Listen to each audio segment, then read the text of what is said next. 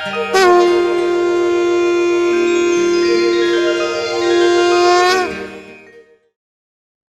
ओम। कंठम भरतवंदितः जिह्वां विद्यानिधि पातु कंठम भरतवंदितः। कंठ, हम सब जानते हैं कि कंठ का अर्थ है गला, गर्दन, ये सब मिलाकर जो बनता है वो पूरा भाग यानी कंठ। और बुधकौशिक ऋषि जिस प्रेरणा से प्रेरित हुए हैं, भक्तों के प्रति करुणा से प्रेरित हुए हैं, साधा सुधा जीवा अध्यात्म कळेना घाबरुनी राही दूर दूर, ऐसे सब डरकर भगवान से दूर रहने वाले मनुष्यों को परमेश्वर के चरणों में लाकर बांधने की प्रतिज्ञा की है वे बुधकौशिक ऋषि हमें अत्यंत सुंदर पद देते हैं कि कंठम भरतवंदितः। तो हमें पहले जान लेना चाहिए कि कंठ यानी क्या। एक साधारण, बहुत ही साधारण सी बात सोचिए, आप अपने सामने एक मनुष्य को देखें या किसी जानवर को लें, उसका गला यानी क्या, तो उसका सिर, जो उसके पूरे शरीर को जोड़ने वाला पुल यानी गला। हमारे पूरे शरीर को नियंत्रित कौन करता है? हमारा मस्तिष्क करता है। उस मस्तिष्क से निकलने वाले आदेश और हमारे शरीर से उस मस्तिष्क तक जाने वाली संवेदना, इस संपूर्ण शरीर से मस्तिष्क तक पहुंचने वाला जो भाग है वो भाग कहाँ है? तो वो है इस गर्दन में। तो हमारे मस्तिष्क की देखभाल करने वाला हमारा मस्तक यानी हमारा सिर, यानी हमारे शरीर का राजा, और हमारा शरीर यानी उस राजा की प्रजा। इस राजा और प्रजा को जोड़ने वाली जो कड़ी यानी गर्दन यानी मेरा गला, यह हमारा कंठ हमारे शरीर में एक महत्वपूर्ण स्थूल स्थान है। और बुधकौशिक ऋषि कहते हैं इस कंठ की, मस्तिष्क को शरीर से, राजा को प्रजा से जोड़ने वाला स्थान यानी कंठ, उसकी रक्षा भरत जी करें, भरत वंदित राम जी करें। कंठम भरतवंदितः। भरत जी जिन्हें सदैव प्रणाम करते हैं, ऐसे श्री राम मेरे कंठ की रक्षा करें। फिर हम कंठ को कोकिल का कंठ, उसका कंठ कितना सुरीला है, उसका कंठ कितना बेसुरा है। कंठ यानी वाणी का उद्गम स्थान, यानी हमारी प्राकृतिक आवाज, जिसे हम स्वरयंत्र कहते हैं, इंग्लिश में लैरिंक्स कहते हैं, वोकल कॉर्ड्स कहते हैं, उसे भी हम कंठ ही कहते हैं। अगर कोई व्यक्ति अब तक बोल नहीं रहा है और आज बोलना शुरू किया तो आज तुम्हारी आवाज निकलने लगी, इतने दिन चुप थे, इसका अर्थ कि उसका स्वरयंत्र जो अब तक काम नहीं कर रहा था, ऐसा हमें कहना है, वो काम करने लगा है। यानी जहां से वाणी, लौकिक वाणी, वैखरी वाणी उत्पन्न होती है, जिस पर्दे की गति के कारण, उस भाग की रक्षा ये भरतवंदित श्रीराम करें। हम जीभ से, होठों से और दांतों से विविध स्वरों और व्यंजनों की उत्पत्ति करते हैं, इसलिए व्यंजनों को ओष्ठव्य, दंतव्य ऐसे अलग अलग नाम है। पर मूल आवाज जो उत्पन्न होती है वो हमारे स्वरयंत्र के कारण, यही वो हिस्सा है जो हम यहाँ देखते हैं त्रिकोणीय गले में, वो स्वरयंत्र है। स्वरयंत्र में दो पर्दे होते हैं। ये दो पर्दे एक दूसरे से ऐसे हवा की हलचल से इन दो पर्दों के बीच से हवा जाती है और ये पर्दे जो गतिविधि करते हैं जिससे ध्वनि उत्पन्न होती है, उस मेरे स्वरयंत्र का, जहां से स्वर उत्पन्न होते हैं, व्यंजन उत्पन्न होते हैं, स्वर उत्पन्न होते हैं, उन स्वरों का ये बुधकौशिक ऋषि कहते हैं भरतवंदित श्रीराम रक्षा करें। ये दूसरा अर्थ। तो तीसरी बात कंठ के बारे में हमारे ध्यान में आती है कि गला दबा दिया तो समाप्त सब कुछ, हमें पता है। हमारा गला दबाना जो है यानी क्या, तो जहां गला दबाने पर हमारी सांस अवरुद्ध होती है, हमारी सांस अवरुद्ध होती है, हमारे प्राण जाते हैं। हम कहते हैं ना, पानी में अगर हम जाएं तो गले तक पानी आए तब तक सेफ हूं, गले के ऊपर पानी जाए तो खत्म, क्योंकि नाक से अंदर जाएगा, मेरी श्वास नली रुद्ध हो जाएगी, श्वास नली से मेरी पानी अंदर जाएगा। यानी गला, ये जो श्वास नली हमारे जिस भाग में, गले में है, वो गला, वो कंठ रूप में बहुत महत्वपूर्ण है, हमारे प्राण के द्वार के रूप में, हमारे प्राणों का वहन करने वाले अंग के रूप में। यानी ये तीसरा भाग, इसकी भी रक्षा ये भरत जी द्वारा नमस्कार किए गए श्रीराम करें। हम जब विचार करते हुए देखते हैं हमारी ओर आईने के सामने खड़े होकर, ये कंठ, ये गला, ये हमारी गर्दन, इसका और एक अर्थ है। मैंने अभी कहा कि गर्व से जियो, सर उठा के जियो। पर सर उठा के जीने के लिए मुझे पता होना चाहिए कि सिर झुकाकर नहीं चलेगा। पर उसके लिए मुझे पता होना चाहिए कि सिर उठाकर कहाँ रहें और सिर कहाँ न उठाएं, कहाँ मुझे सिर झुकाना है और कहाँ सिर उठाकर मुझे रहना चाहिए, कहाँ सिर झुकाना चाहिए और कहाँ सिर झुकाना नहीं है, ये मुझे पता होना चाहिए। कहाँ सिर उठाना चाहिए ये मुझे समझना चाहिए और कहाँ मुझे सर नहीं उठाकर चलेगा ये भी मुझे अच्छे से समझना चाहिए। यह गर्दन जो हमारी सीधी रहती है वो भी आवश्यक है। और इस रचना में, शरीर रचना में, एक बहुत सुंदर बात है कि हमारे ये दो स्नायु है। देखिए, ये स्नायु है इस तरफ, एक इस तरफ, एक इस तरफ। इसे अंग्रेजी में स्टर्नोक्लीडोमास्टॉइड कहते हैं। यहां हमें हाथ लगाए तो हमें दिखता है। जिनको चर्बी ज्यादा होगी उनको स्नायु दिख नहीं सकते या हाथ को लग नहीं सकते। एक लक्षण माना जाता है कि स्नायु दिखते नहीं यानी चर्बी ज्यादा है। सबको वो टेस्ट करने में हर्ज नहीं है। स्टर्नोक्लीडोमास्टॉइड नाम के दो मसल्स होते हैं, स्नायु होते हैं। अब बात कैसे है कि इन स्नायुओं का काम बहुत विचित्र है। मैं जब इस बाजू में देखता हूं तब मेरा इस बाजू का स्नायु काम कर रहा होता है और इस बाजू में देखता हूं तब मेरे दूसरी बाजू का स्नायु काम कर रहा होता है। और ये दो हमारे जो स्नायु हैं, इस बाजू का और इस बाजू का, ये विरुद्ध बाजू में हमारा मस्तक घुमाने के उपयोग में आते हैं। हम हाल ही में एक विकार का नाम हमेशा सुनते हैं, सर्वाइकल स्पॉन्डिलोसिस। बहुत से लोग आपको गर्दन में गले में पट्टा बांधकर घूमते हुए दिखते हैं। बहुत से लोग, मैं तो देखता हूं आजकल 40 पार हुए, 40 के अंदर भी अनेक लोगों को वो पट्टा लगा हुआ ही रहता है। मेडिकली हमें पता है कि वहां के जो स्नायु है, हमारे जो मनके हैं, उन मनकों में घिसाव होने से, वहां कांटे उत्पन्न होने से सर्वाइकल स्पॉन्डिलोसिस होता है। लेकिन ये स्पॉन्डिलोसिस होने का महत्वपूर्ण कारण हमें समझना चाहिए कि इसका अर्थ हमारे गर्दन के जो स्नायु हैं, हमारे गले के जो स्नायु हैं, कंठ के स्नायु जो हैं, ये सब स्नायु गलत तरीके से हम उपयोग कर रहे हैं। हम गलत तरीके से उपयोग कर रहे हैं, इसलिए ये बात घटती है।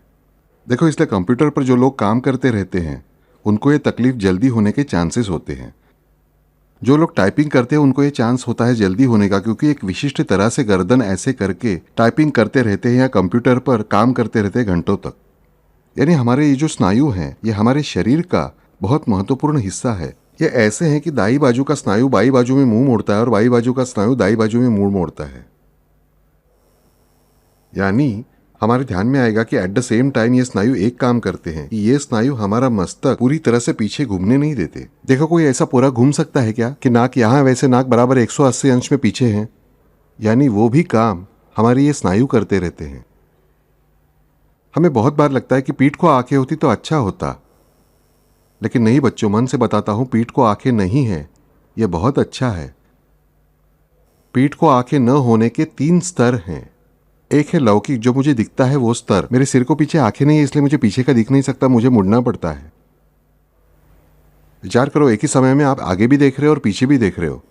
विचार करो कि आपको पीछे की ओर आंखें हैं, क्या किया होता आपके दिमाग ने, मुझे बताइए। आगे का देखा होता कि पीछे का देखा होता?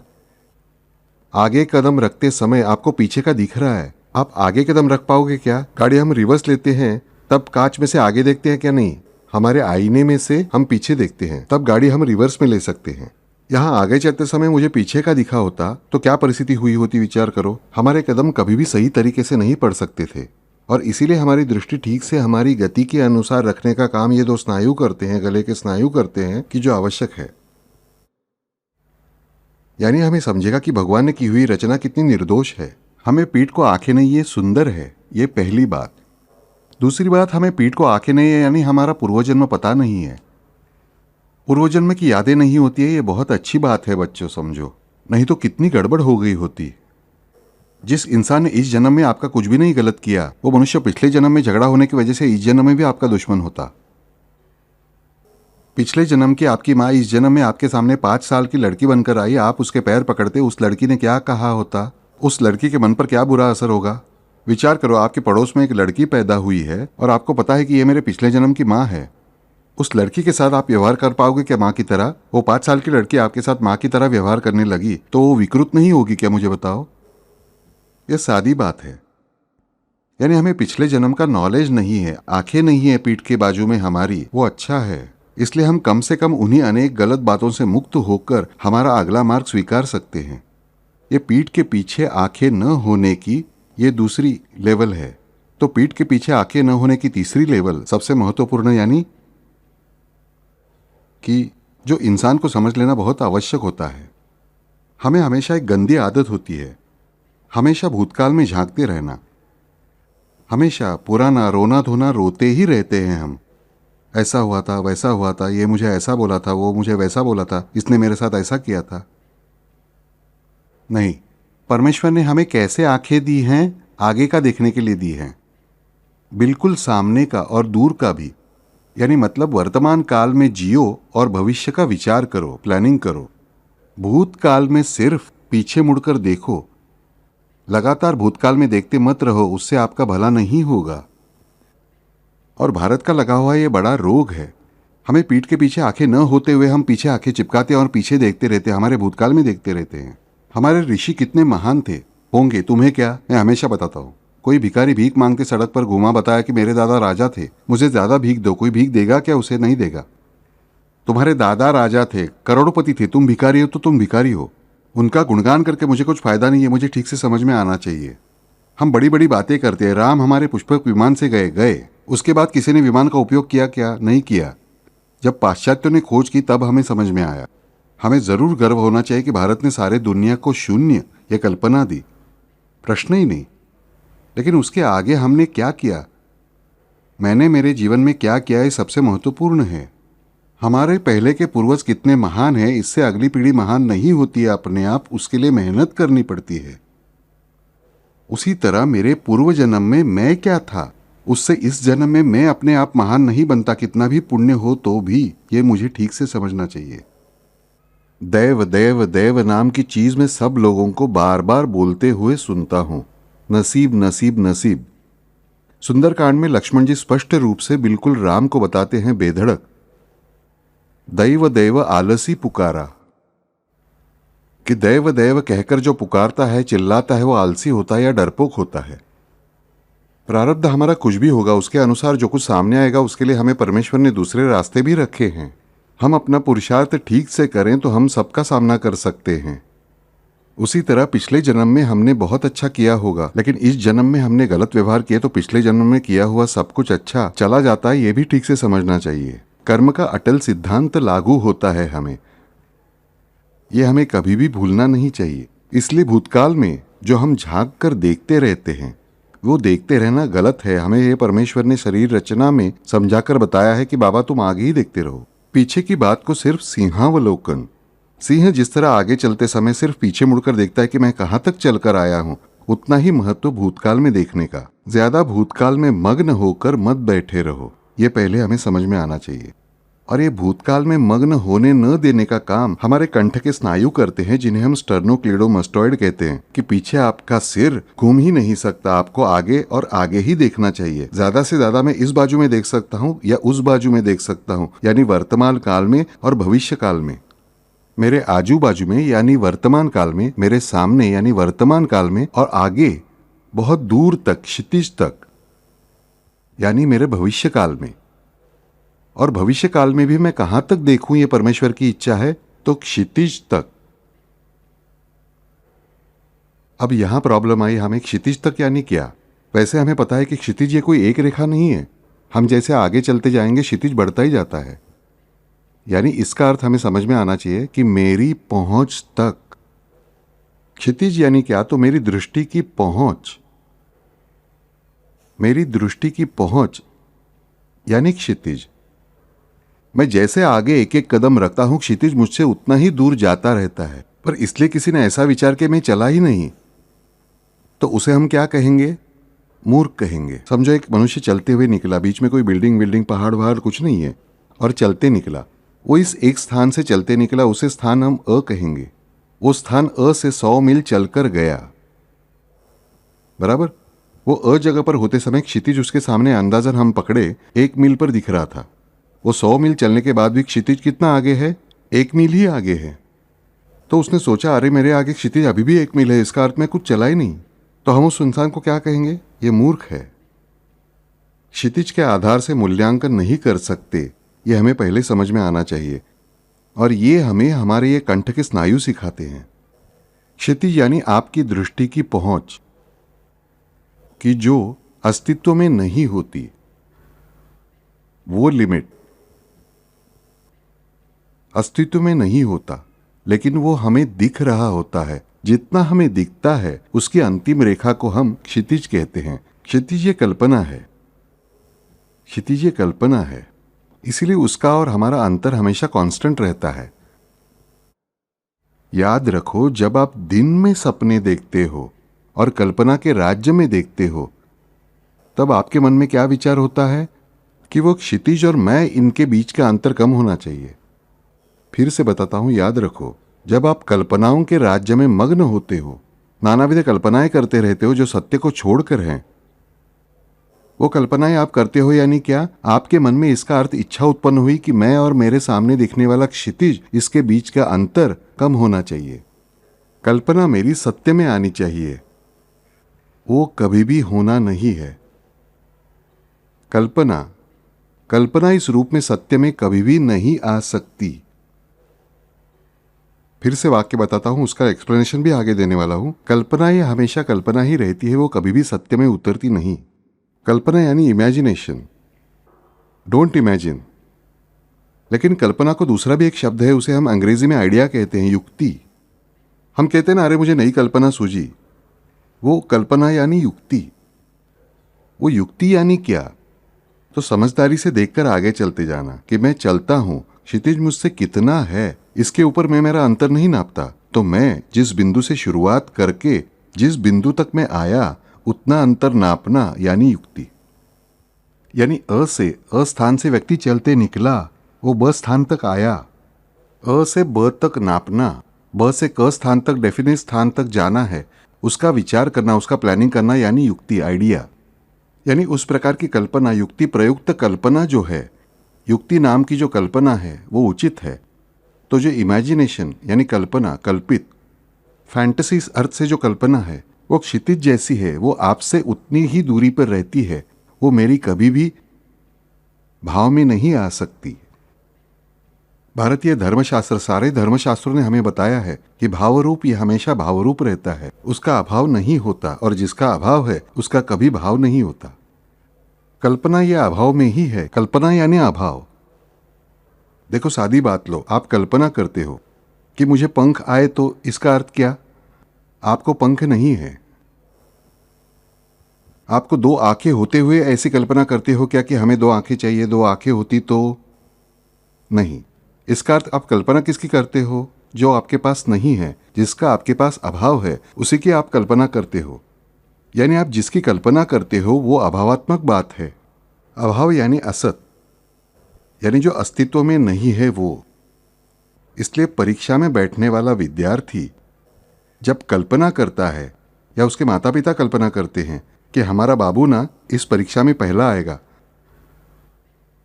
वो पहला आएगा, फिर मैं ऐसा करूंगा, फिर मैं ऐसे पेड़े बांटूंगा, वैसे पेड़े बांटूंगा, मैं पड़ोसियों को ऐसा नीचा दिखाऊंगा, ये कल्पनाएं हुई। उसके बदले में क्या करना चाहिए हमें, वो अभावात्मक है, यानी वो बात घटित होती ही नहीं। तो मुझे क्या करना चाहिए, तो मुझे दृढ़ निश्चय करना चाहिए कि मेरा बेटा या मेरी बेटी अच्छे नंबरों से यशस्वी होगी, इसके लिए मुझे प्रयास करने चाहिए, परिश्रम करने चाहिए। मैं परिश्रम करूंगा, बेटे से परिश्रम कराऊंगा, उसे उत्कृष्ट यश मिलेगा ही, ये मेरा विश्वास है।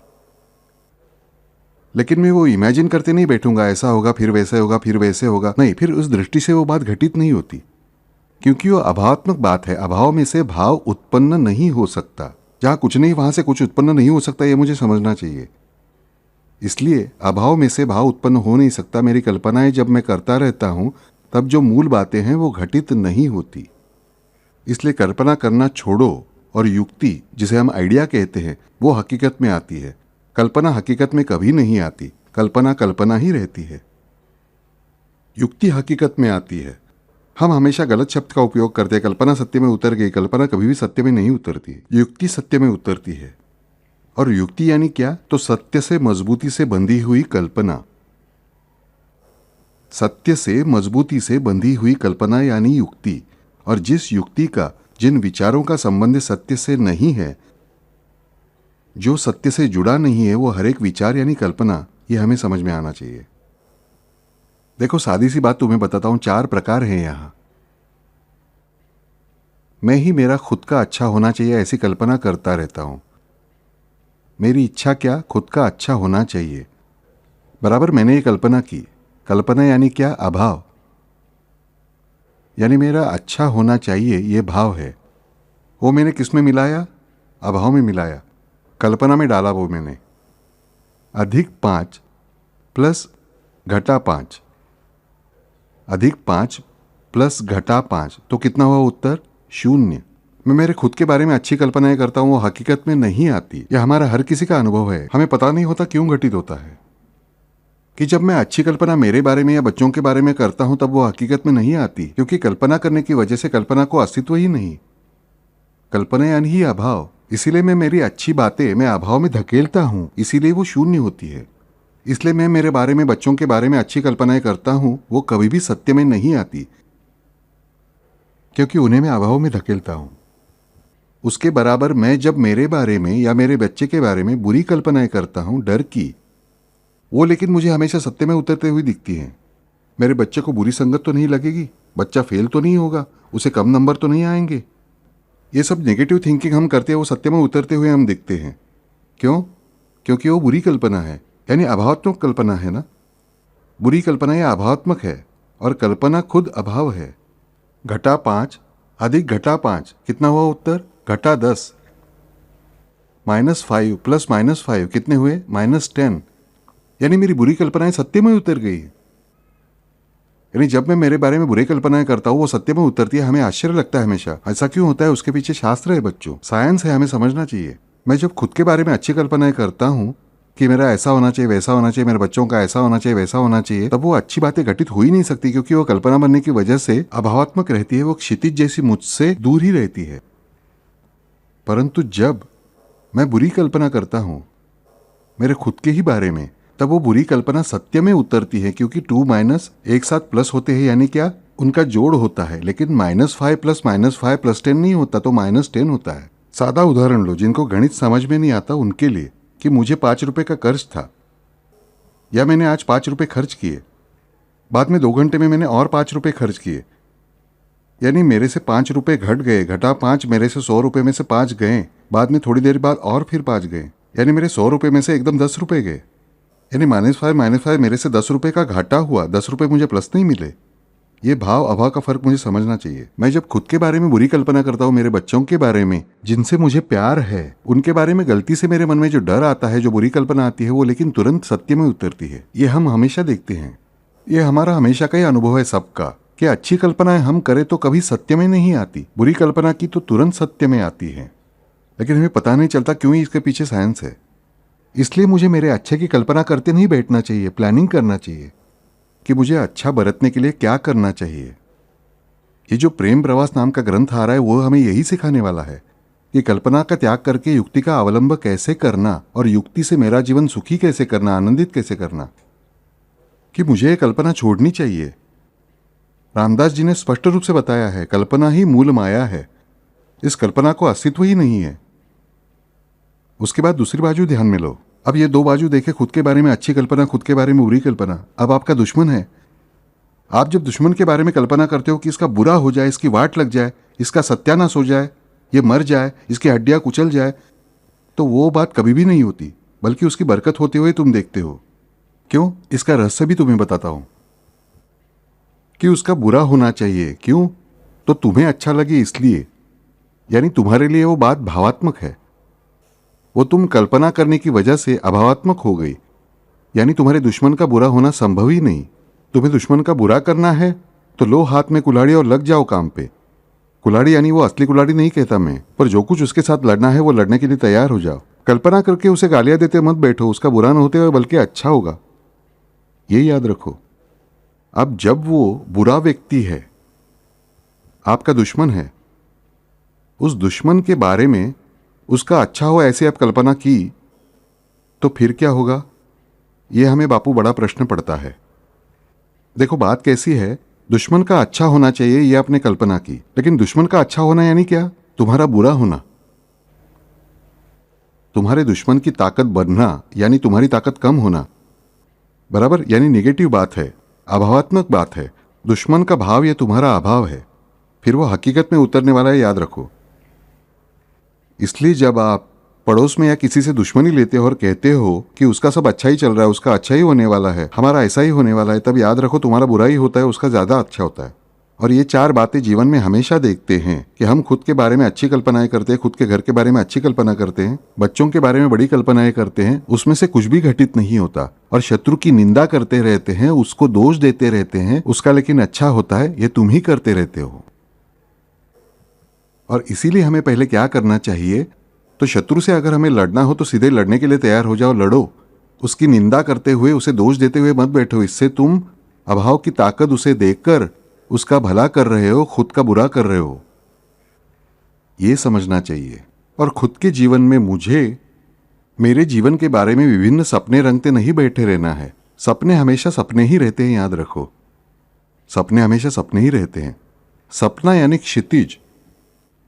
जितनी दूरी पर तुम्हारा सपना है ना, उतनी ही दूरी पर क्षितिज है। जितनी दूरी पर क्षितिज है, उतनी दूरी पर सपना है। तुम्हारा सपना कभी भी हकीकत में नहीं आ सकता, बल्कि हम जो युक्ति लगाते हैं, जो मैं अंतर चलता हूं अ से ब तक, वो युक्ति है। और ब से आगे मुझे क तक कैसे जाना है, वो युक्ति है। ये युक्ति लेकिन डेफिनेटली सत्य में उतरती है। आइडिया, हम कहते हैं ना, मुझे आइडिया आई है, मुझे अच्छी आइडिया सूझी। उस आइडिया को भी हम कल्पना कहते हैं। आइडिया यानी कल्पना नहीं, आइडिया यानी युक्ति। सत्य को पकड़कर जो कल्पना है वो युक्ति है, और सत्य को छोड़कर जो युक्ति है वो भी कल्पना है।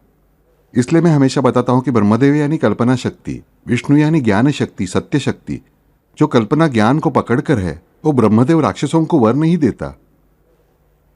जो ब्रह्मदेव विष्णु के नाभि कमल में बैठा है, वो ब्रह्मदेव राक्षसों को वर नहीं देता। तो जो अकेला बैठा है, विष्णु को छोड़कर बैठा है, वो ब्रह्मदेव लेकिन सारे राक्षसों को भरपूर वर देता है। यह हमें समझना चाहिए कि जो कल्पना शक्ति निरीक्षण शक्ति को यानी ज्ञान को छोड़कर है, सत्य को छोड़कर है, वो राक्षसों को वरदान देने वाली है। और इसीलिए हमारे जीवन में इस कल्पना का उपयोग करके हमारा खुद का नुकसान करते रहते हैं। और ये कल्पनाएं हमारे मन में आती कैसे हैं, तो हमारे पीछे मुड़कर देखने की गलत आदत से, और उसके साथ क्षितिज ये माप तय करने से। क्षितिज ये माप तय करना नहीं है, सत्य ये माप तय करना है। क्षितिज ये कल्पना है, ये मुझे पहले समझना चाहिए। मृगजल दिखता है पर वो नहीं होता। समझदार इंसान जिसे पता है, वो मृगजल के पीछे नहीं दौड़ता। तो मृगजल के पीछे कौन दौड़ता है? सिर्फ मृग दौड़ते हैं, पशु दौड़ते हैं। हम पशु है क्या? नहीं है। हम मनुष्य है। हमें बुद्धि भगवान ने, परमेश्वर ने दी है। तो फिर उसका उपयोग करके अगर हम क्षितिज के पीछे, उस मृगजल के पीछे दौड़े, किसी ने कहा कि मुझे क्षितिज तक पहुंचना है, कोई जीवन भर में कभी पहुंच पाएगा क्या? मुझे बताइए, नहीं पहुंच पाएगा। इसलिए कल्पनाओं के राज्य में आप मगन होते रहे तो आप कहीं भी जाकर नहीं पहुंचोगे। इसलिए परमेश्वर ने हमारी इन दो स्नायुओं की रचना, हमारे कंठ की रचना ऐसी की है कि बी प्रैक्टिकल। प्रैक्टिकल जीवन जियो, भ्रामक भ्रम का जीवन मत जियो। पीछे देखने के लिए उन्होंने हमें आंखें नहीं दी है। इतना ही नहीं तो हमारी गर्दन पूरी तरह से पीछे न मुड़े, इसके लिए हमारे ये दो मसल स्टर्नोक्लीडोमास्टॉइड परमेश्वर ने इस तरह उत्पन्न किए हैं कि दाहिने बाजू का स्नायु बाई बाजू में गर्दन मोड़ता है, बाई बाजू का स्नायु दाहिने बाजू में मोड़ता है। और इसीलिए हम पूरी गर्दन पीछे घुमा नहीं सकते। यानी भूतकाल में बार बार देखने का हमें कारण नहीं, और हमें सामने दिख रहा है वो क्षितिज तक ही दिख रहा है। इसके आगे हमें पता नहीं है। और मैं कितना भी आगे चला तो भी क्षितिज मुझसे उतनी ही दूरी पर रहने वाला है। यानी मृगजल के पीछे में लगा तो मेरे हाथ कुछ नहीं लगता। वैसे में क्षितिज ये मेरा ध्येय तय किया तो मेरे हाथ में कुछ भी नहीं आएगा। यानी मुझे मेरा ध्येय मूर्खता से तय करके नहीं चलेगा, बल्कि मुझे मेरा ध्येय ये आंखें खोलकर तय करना चाहिए। अंधश्रद्धा से, अंधविश्वास से मेरे जीवन में कुछ भी नहीं मिल सकता। क्षितिज तक जाने का संकल्प करना यानी अंधश्रद्धा। याद रखो, मेरे पैरों में कितनी ताकत है और मुझे कहाँ जाने की इच्छा है, इसका तालमेल बिठाकर मैं कितनी स्पीड में चलूंगा, किस दिशा में चलूंगा, और पैदल चलूंगा या किसी वाहन से चलूंगा, ये निश्चय करना, ये विवेकी श्रद्धा है। ये समझना चाहिए। हम जीवन भर क्षितिज के पीछे चलते रहते, इसलिए हम कहीं भी नहीं पहुंचते। और हमें हमारे जीवन में कौन सिखाता है कि क्षितिज की ओर देखकर चलना नहीं, बल्कि निश्चित मार्गक्रमण करना चाहिए? तो भरत जी। भरत जी एकमात्र ऐसे दिखाई देते हैं जो हमें इन बातों को सिखाते हैं। पीछे मुड़कर देखना हो तो मैं सिर्फ सिंहावलोकन करूंगा, किंतु मेरा एक निश्चित लक्ष्य होगा। जिस क्षण भरत जी वापस आते हैं अपने मामा के घर से, उन्हें ज्ञात नहीं कि राजा दशरथ का देहांत हो चुका है, श्रीराम वनवास चले गए हैं। जैसे ही भरत आते हैं, अयोध्या में प्रवेश करते समय उनके ध्यान में आया है कि हर एक इंसान का चेहरा मुरझाया हुआ है। हर स्त्री नीचे गर्दन झुकाकर चल रही है, पेड़ों की पत्तियां शांत है, हवा भी नहीं बह रही है। वे देखते हैं कि सारे प्राणी भी अपनी हमेशा की चहल पहल, गायों का रंभाना सब कुछ रोक चुके हैं। इतना ही नहीं, वे देखते हैं कि गाय अपनी पूंछ हिलाकर अपने ऊपर बैठी मक्खियों को भी नहीं भगा रही है। इतनी निष्क्रियता आ गई है, जैसे पूरे नगर में से ही प्राण ही चले गए हों। यही शब्द कहे गए हैं वाल्मीकि रामायण में, जैसे पूरे नगर से हर एक चीज का प्राण ही चला गया हो। मुझे ऐसा क्यों लग रहा है शत्रुघ्न, मेरी समझ में नहीं आ रहा है, मुझे बहुत अपशकुन हो रहे हैं। जिस गति से घोड़े आगे दौड़ रहे हैं वो गति क्यों नहीं बढ़ रही है, ऐसा मुझे लग रहा है। हवा बह नहीं रही, नहीं तो मैं हवा के ऊपर उड़ते उड़ते अपने महल तक चला गया होता। शत्रुघ्न, मेरा मन बहुत भयकंपित हो चुका है, मेरा मन बहुत भयभीत हो गया है। मेरे मन में से, हृदय में से बहुत बड़ी रोने की लहरें आ रही हैं। समझ में नहीं आ रहा मेरी आंखों से इतना पानी क्यों बह रहा है। मेरा हृदय भर आया है, मेरे शरीर को कपकपी छूट रही है। शत्रुघ्न, मुझे सहारा दो। शत्रुघ्न जी कहते हैं, मेरे मन की भी वही स्थिति है। जैसे श्रीराम के लिए लक्ष्मण, वैसे ही भरत जी के लिए शत्रुघ्न हमेशा। वे शत्रुघ्न भरत जी का हाथ पकड़ते हैं, भरत जी शत्रुघ्न के कंधे पर हाथ रखते हैं। वे एक दूसरे को पकड़कर खड़े हो जाते हैं। जैसे तैसे वे रथ में से अपने राजमहल की सीढ़ियों तक पहुंचते हैं। उसी क्षण उन्हें सामने मिलते हैं वे सुमन जी। सुमन जी सामने आते हैं। सुमन जी के मस्तक पर मुकुट नहीं है, हमेशा का शिरस्त्राण नहीं है, उनका उत्तरीय सफेद रंग का है। हमेशा की तरह पीत वस्त्र रंगीन नहीं है। और इतना ही नहीं, उनके शरीर पर जो यज्ञोपवीत धारण किया है, वो यज्ञोपवीत भरत जी जानते हैं ये यज्ञोपवीत तो कई दिनों से बदला नहीं गया है।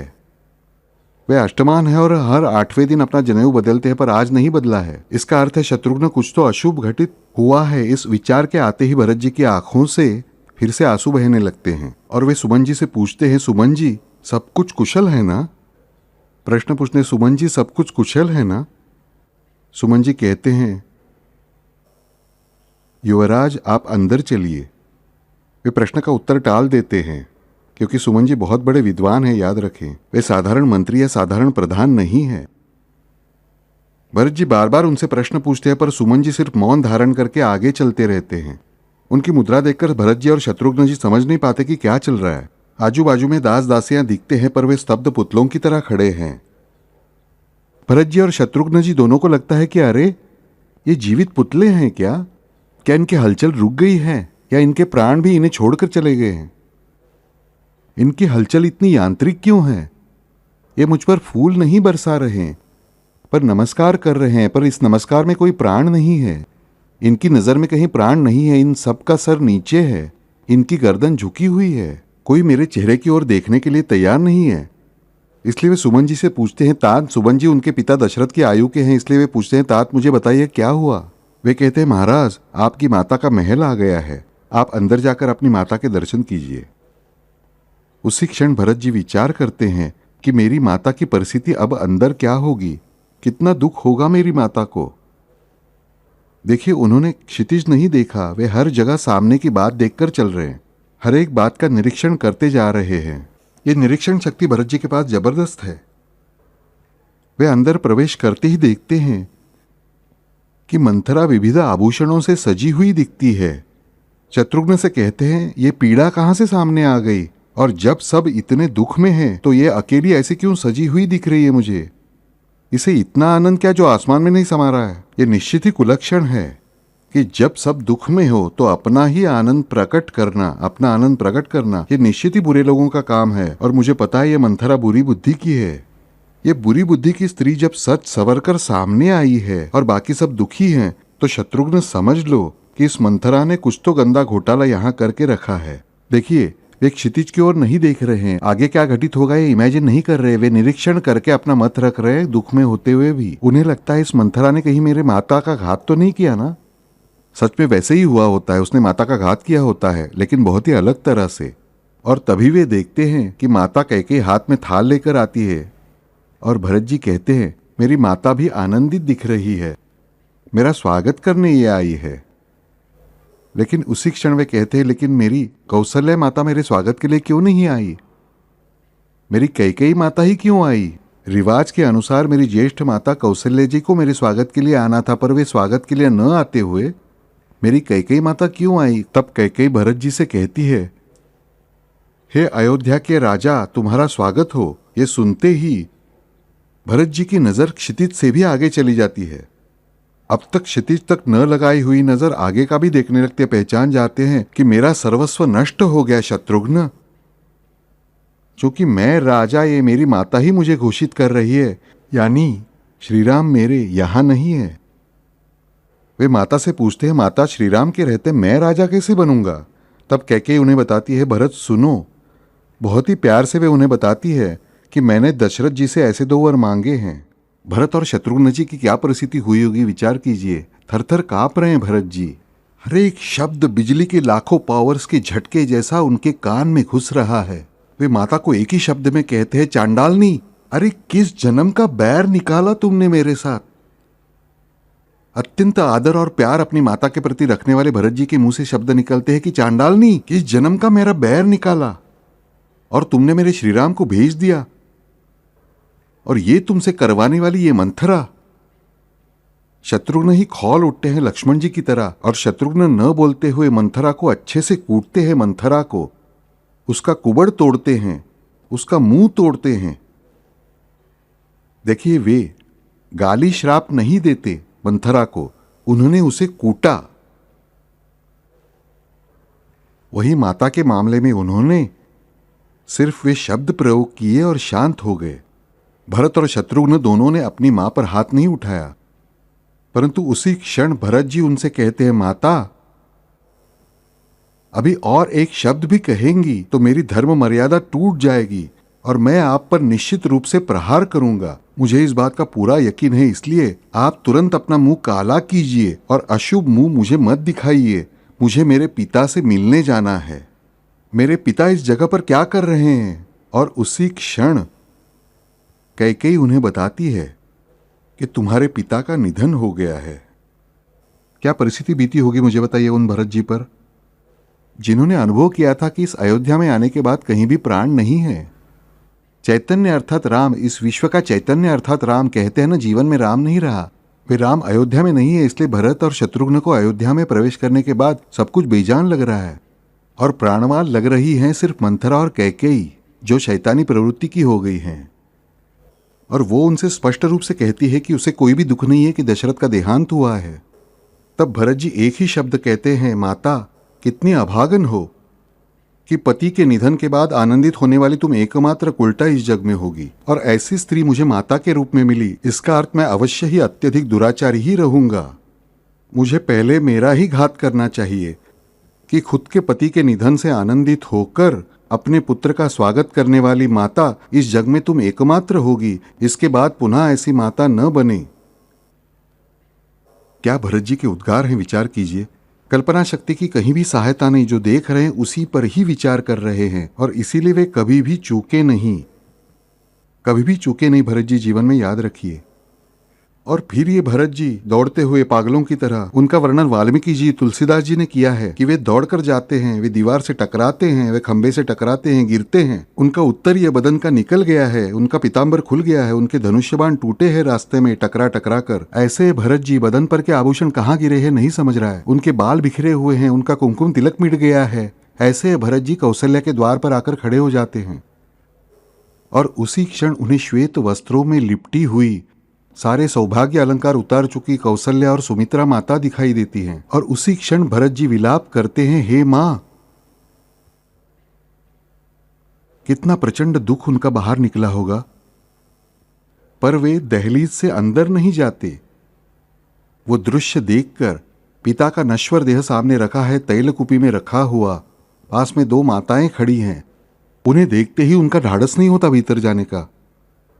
वे केवल एक ही शब्द पूछते हैं, माता आपने मेरा त्याग किया होगा तो वो भी मुझे मान्य है। मैं इस कक्ष के, इस महल के अंदर भी प्रवेश करने के योग्य नहीं हूं। मैं इतना दुराचारी हूं माता, मुझे क्षमा कीजिए।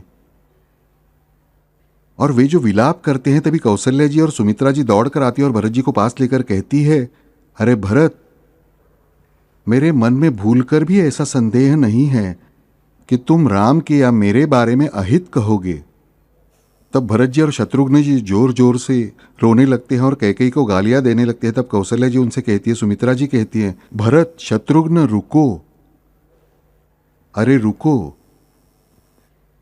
तुम जरा सोचो कि मुझे और तुम्हें, हम दोनों को और तुम दोनों को इस दुख का एहसास है कि दशरथ जी गुजर गए हैं और उस एहसास का हमें दुख है। राम लक्ष्मण सीता को इसका एहसास नहीं कि दशरथ जी नहीं रहे, इसलिए इसका दुख नहीं है, पर यह सच है कि दशरथ जी नहीं रहे। ये समाचार तुम्हें राम तक पहुंचाना है। ये सबसे बड़ा कठिन कार्य भरत तुम्हें ही करना है। तुम्हें ही अपने पिता का और्ध्वदेही करना है और राम से जाकर कहना है कि राम, तुम्हारे पिता अब नहीं रहे। ये कार्य तुम्हें ही करना है भरत, क्योंकि तुम ज्येष्ठ पुत्र हो अब राज्य में। राम के बाद भरत है, भरत के बाद लक्ष्मण है, लक्ष्मण के बाद शत्रुघ्न है, याद रखें। यानी सीनियोरिटी से देखें तो राम, राम के जैसे लक्ष्मण, फिर भरत, फिर शत्रुघ्न। शत्रुघ्न से भरत बड़े हैं, इस कारण भरत जी को बड़ा माना गया है। भरत से दोनों माताएं कहती कि तुम ही बड़े हो इस पल रघुकुल के पुरुष, इसलिए तुम्हें ही ये काम करना चाहिए, तुम्हें ही जाकर बताना चाहिए राम लक्ष्मण सीता को कि क्या दुख उनके सामने आन पड़ा है। कम से कम तुम पिता का देह देख सकते हो। देखो राम लक्ष्मण सीता का दुख कितना है, पिता का देह भी नहीं देख पाएंगे, अंतिम क्षण की भेंट भी नहीं कर सकते। उनके बारे में सोचो और उससे भी आगे विचार करो अपनी माता का, जिसे इसका एहसास होते हुए भी उसे इसका दुख नहीं है। वास्तव का एहसास न होने वाली मूढ़ स्त्री, जब उसे वास्तव का एहसास होगा तब उस पर कितना बड़ा दुखों का पहाड़ टूट पड़ेगा, इसका विचार करो भरत। देखिए कौशल्य जी की दृष्टि भी क्षितिज पर नहीं जाती, सुमित्रा जी की दृष्टि क्षितिज पर नहीं जाती, उनकी दृष्टि सत्य से बंधी हुई है, यानी एक निश्चित पड़ाव से बंधी हुई है। और यह कौशल्या जी और सुमित्रा जी का संभाषण भरत जी से होता है और कौशल्या जी उठकर शांति से भरत जी से कहती हैं, हे भरत, 40 दिन बीत गए हैं।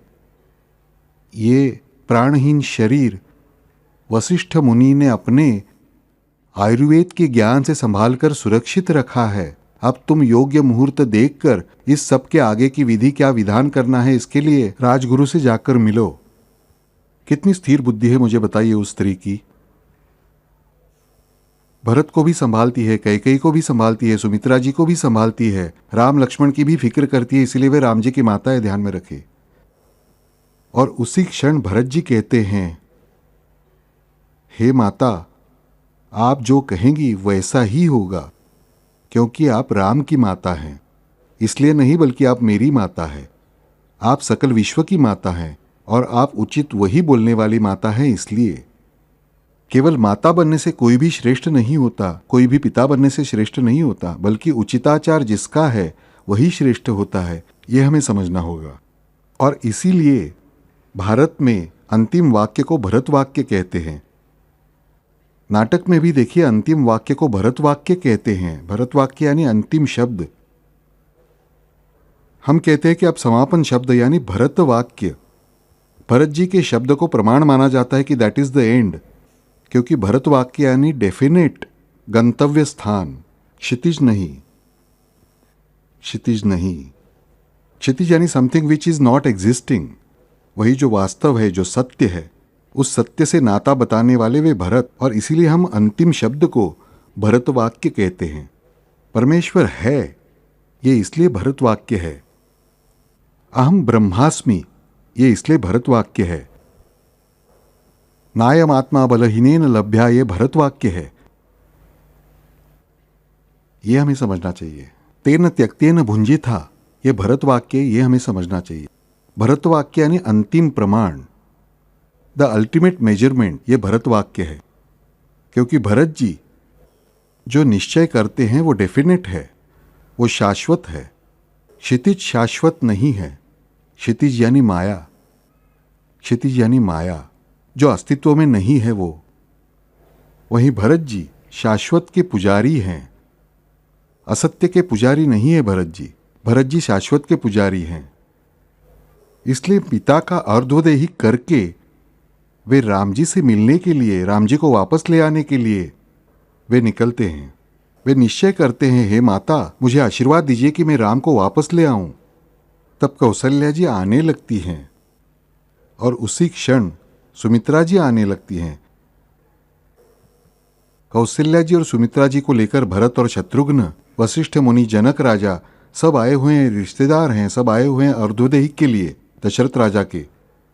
ये जाने निकलते तब कौशल्या जी कहती है, रुको भरत रुको, तुम्हारी माता का क्या विचार है? भरत जी कहते हैं, हाँ माता, पर मैंने निश्चय किया है कि उससे कभी भी बात नहीं करूंगा। आजन्म जब तक मेरी जान में जान है तब तक कैकेयी से संभाषण मैं नहीं करूंगा।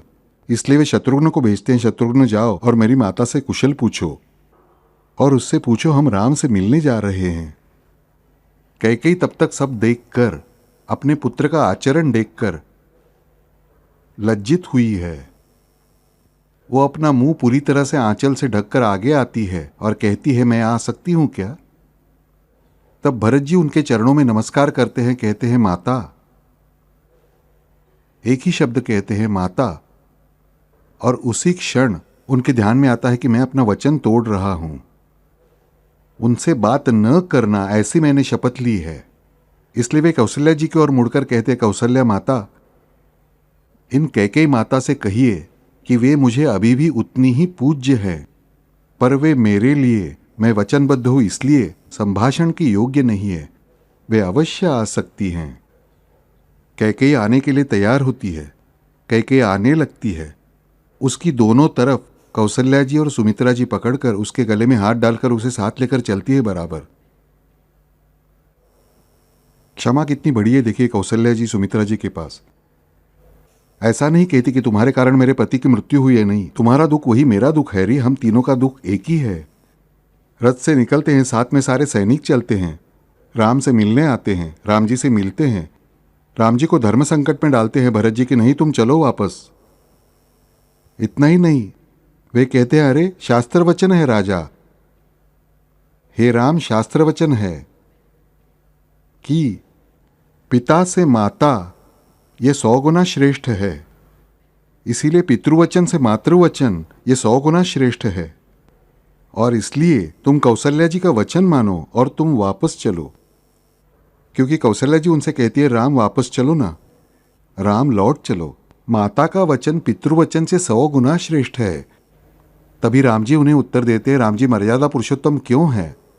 मुझे कौशल्या माता और कैकेयी माता में कोई फर्क नहीं है, और कैकेयी माता ने मेरे पिता से पहले ही वचन का उच्चारण करवाया है कि मैं वनवास जाऊं और राज्य भरत को दिया जाए, इसीलिए वही मेरे पिता के वचन से श्रेष्ठ हैं। इसीलिए भरत तुम दशरथ जी को भी दोष मत देना और माता को भी दोष मत देना। मेरा धर्म ही यही है कि उनके वचन का पालन करना, और तुम स्वयं ही अपने मुख से मुझे बता रहे हो कि माता पिता से 100 गुना श्रेष्ठ होती है, फिर कैकेयी के वचन का मैं पालन न करूं, ये तुम मुझे कैसे बता रहे हो? और तुम भी उन्हीं के पुत्र हो, यानी तुम्हें भी उनके वचन का पालन करना चाहिए, यही तुम्हारा धर्म है। कितने कर्तव्यनिष्ठ है राम जी, याद रखिए, कर्तव्यनिष्ठ है। वे भरत जी से भी कहते हैं और भरत जी भी उतने ही कर्तव्यनिष्ठ हैं। वे बेचारे करने जाते हैं कि मेरे राम लौट आएंगे इसलिए, पर उन्हीं का बाण उन्हीं के भाथे में पुनः डालने का काम राम जी करते हैं। फिर भी भरत जी नहीं मानते। वे क्षितिज में रमने वाले नहीं हैं कि 14 वर्ष बाद राम जी आएंगे, नहीं, बिल्कुल ही नहीं। वे कहते राम मैं भी यही रहूंगा। राम जी उनसे कहते हैं, तो तुम वचन तोड़ रहे हो, माता का, पिता का, गुरु का और मेरा भी, और मेरी तुम्हें आज्ञा है ज्येष्ठ भ्राता के रूप में कि तुम जाकर पिता द्वारा संभाली गई पिता की तरह, मेरे पिता द्वारा पिता की तरह संभाली गई प्रजा तुम संभालो। इसीलिए तुम्हें वहां जाकर राज्य कार्य देखना आवश्यक ही है। भरत जी की दृष्टि पुनः क्षितिज पर नहीं है, उन्हें राजा बनने की कहीं भी इच्छा नहीं है। वे स्पष्ट रूप से कहते हैं, राम अयोध्या के राजा सिर्फ तुम ही हो और तुम ही रहोगे, तुम ही हो और तुम ही रहोगे, और दूसरा कोई भी नहीं हो सकता, क्योंकि मेरी प्रतिज्ञा ही यही है कि तुम्हारे अतिरिक्त जो कोई राजा बनेगा उसका मैं शिरच्छेद करूंगा। तो राम, अगर तुमने मुझे आज्ञा दी राजा बनने की, तो याद रखना तुम्हें मेरी अंत्यविधि के लिए अयोध्या में आना ही पड़ेगा। क्या ताकत है कि तुम्हारा प्रण बड़ा, तुम बड़े होगे भगवान, तुम्हारी दिव्यता तुम्हारे पास, मेरी मानवता मेरे पास, मगर मैं भी तुमसे उतना ही भिड़ सकता हूँ। प्रभु याद रखो कि तुमने जो निश्चय किया है कि तुम आ नहीं सकते माता का वचन मानने के लिए, तो मैं तुम्हें मेरा धर्म बताता हूँ कि मैंने निश्चय किया है, राम के अलावा दूसरा कोई भी अयोध्या सिंहासन पर बैठेगा तो मैं उसका शिरच्छेद करूंगा, और मैं ही सिंहासन पर बैठा तुम्हारी आज्ञा से तो तुरंत मैं ही मेरा शिरच्छेद करूंगा। अब राम जी क्या कहेंगे मुझे बताइए? क्या हिम्मत है उन प्रभु की भक्त के सामने कुछ बोलने की? और याद रखिए, मैंने पिछली बार भी बताया कि प्रभु प्रत्येक दृष्टि से स्वतंत्र होते हैं, इसीलिए वे पराधीन होने के लिए भी स्वतंत्र है, और वे अपने भक्त की पराधीनता स्वीकारते हैं, परतंत्रता स्वीकारते हैं, अत्यंत प्रेम से स्वीकारते हैं। राम जी पराधीन हो गए एक क्षण में, भरत जी के अधीन हो गए, पर अब धर्म संकट है, करना क्या है? और फिर उसी क्षण लक्ष्मण जी, जो त्याग की साक्षात मूर्ति है, त्याग सिर्फ वे ही समझ सकते हैं और समझा सकते हैं, वे स्पष्ट रूप से कहते हैं, भरत, राम और राम के चरण, इनमें तुम्हारी दृष्टि से श्रेष्ठ क्या है? बेचारे भरत जी उत्तर देते हैं, राम के चरण ही मेरे लिए जग में सबसे पवित्र तत्व है। फिर जो सबसे श्रेष्ठ हैं उन्हें लेकर तुम अयोध्या वापस जाओ। और लक्ष्मण जी उन्हें उपदेश देते हैं, चरण श्रेष्ठ कैसे? इसका उपदेश लक्ष्मण जी ने दिया है, बहुत सुंदर उपदेश है वो। लक्ष्मण जी समझाकर बताते हैं कि इन चरणों का पूजन श्रेष्ठ कैसे है, और इसीलिए इन राम जी के चरण जिसमें है वे पादुका लेकर तुम जाओ, वे पादुका लेकर तुम जाओ। वे पादुका राजगद्दी पर बैठेंगी और राम जी के नाम से तुम राज्य कार्य करना। तुम राजा नहीं बनोगे, तुम्हारा सिर नहीं कटेगा, राम जी को भी अपना वचन तोड़ना नहीं पड़ेगा और तुम्हें भी वचन तोड़ना नहीं पड़ेगा, और अपना वचन तोड़ने की सजा भी तुम्हें लेनी नहीं होगी, और इसी कारण राम भी पुनः दुखी नहीं होंगे। भरत, नजर कैसे क्षितिज पर नहीं है देखिए। भरत जी कहते हैं, लक्ष्मण तुम्हारा कहना उचित है, पर उसी क्षण वो पूर्ण रूप से मेरे लिए अनुचित है, क्योंकि जिस क्षण वनवास के नियम तय हुए उसी क्षण एक वस्त्र, एक काशा, एक दंड, एक धर, एक कमंडलू, उसी तरह एक पादुका। जिस क्षण राम की ये पादुका मैं साथ ले जाऊंगा उसी क्षण राम को बिना पादुका के चलना पड़ेगा, और राम बिना पादुका के न चले इसलिए तुम अपनी पादुका दोगे, तो तुम्हें बिना पादुका के चलना पड़ेगा लक्ष्मण, इसलिए मुझे वो मान्य होगा नहीं, मैं ये पादुका नहीं ले जाऊंगा। आया संकट? देखिए, नजर क्षितिज पर नहीं है, निरीक्षण शक्ति, ज्ञान शक्ति की सहायता से आगे बढ़ने वाले फैक्ट स्तर पर, वास्तव यानी फैक्ट्स पर, यानी ट्रुथ पर, सत्य को ही अपनाकर आगे बढ़ने वाले केवल ये भरत जी हमें सिखाते हैं कि क्षितिज की ओर मत देखिए, जो है उस वास्तव का अनुभव कीजिए और उस पर विचार कीजिए, तो आप कभी भी अनुचित बात जीवन में नहीं होने देंगे। मोह में पड़ सकते थे कि पादुका मिली है, चलो लेकर चलते हैं। पादुका के बाद आगे क्या? राम जी का वचन है। वनवास जाते समय उन्होंने संकल्प किया है कि मैं दूसरी पादुका नहीं पहनूंगा, केवल एक ही पादुका ले जाऊंगा, एक ही बाता लेकर जाऊंगा, वस्त्रों का एक ही जोड़ा लेकर जाऊंगा। ये सब एक ही है तो दूसरी पादुकाएं कहाँ है? यानी लक्ष्मण जी को अपनी पादुका देनी होंगी, यानी लक्ष्मण जी के पैरों में कुछ नहीं। इस जंगल में कंकर कांटों में से जाना है। उनकी मति भ्रष्ट नहीं होती, वे उस क्षितिज के आनंद से होश नहीं खोते कि मुझे पादुका मिली, अब मैं पादुका को गद्दी पर रखूंगा, प्रश्न समाप्त नहीं। प्रश्न समाप्त होता तो उनकी नजर क्षितिज पर लग जाती, ऐसा अर्थ निकला होता। उनकी नजर वास्तव पर थी, इसलिए वे कहते हैं, नहीं लक्ष्मण, यह अनुचित है, यह काम मैं नहीं करूंगा। और फिर उस क्षण हमेशा की तरह वे अत्यंत कृपालु सीता मैया मदद करने आती है, और वे भरत जी से कहती है, लक्ष्मण जी से कहती हैं,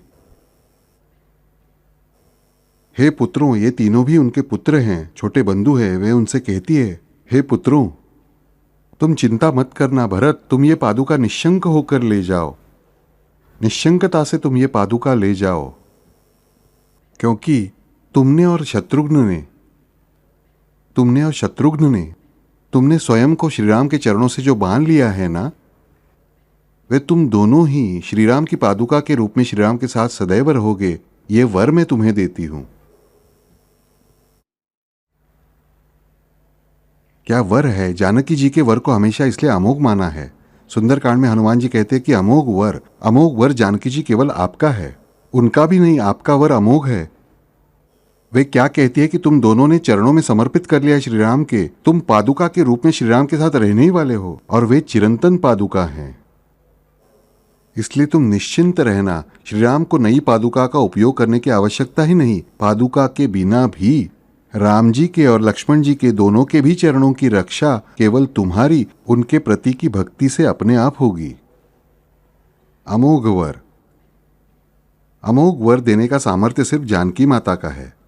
अष्ट सिद्धि नवनिधि के दाता असबर दीन जानकी माता। ये जानकी जी सिर्फ वर दे सकती है, यह हमें समझना चाहिए। और उसी क्षण देखिए हमें समझता है कि भरत जी की नजर क्षितिज पर न होने के कारण सारा आया धर्म संकट एक ही क्षण में सुलझ जाता है। राम जी की पादुका स्वीकार कर भरत जी ले जाते हैं। उसी क्षण राम जी के चरणों में अक्षय भाता के समान जानकी के वर से अक्षय पादुका उत्पन्न होती है। अक्षय पादुका, इसलिए राम जी की पादुका को हमने अक्षय माना है।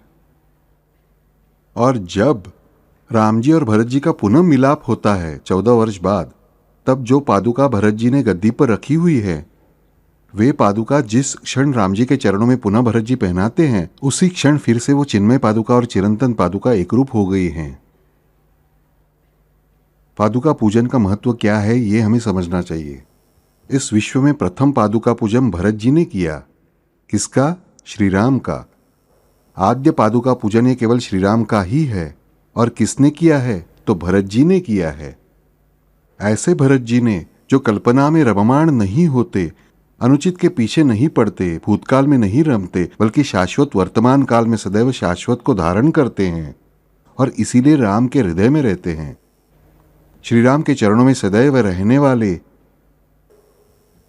ऐसे ये भरत जी। भरत जी कैसे हैं ये हमें समझना होगा। इसके बिना हमें नहीं समझेगा कि भरत जी हमारे कंठ की रक्षा करें। भरत जी द्वारा नमस्कृत श्री राम हमारे कंठ की रक्षा करें, ऐसा ये बुध कौशिक ऋषि क्यों कह रहे हैं?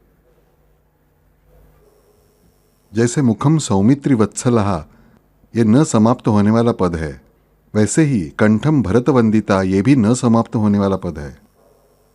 पर इन भरत जी को समझना चाहिए, क्योंकि लक्ष्मण जी ये बहुत बड़े स्वरूप में हमारे सामने आते हैं, व्यापक।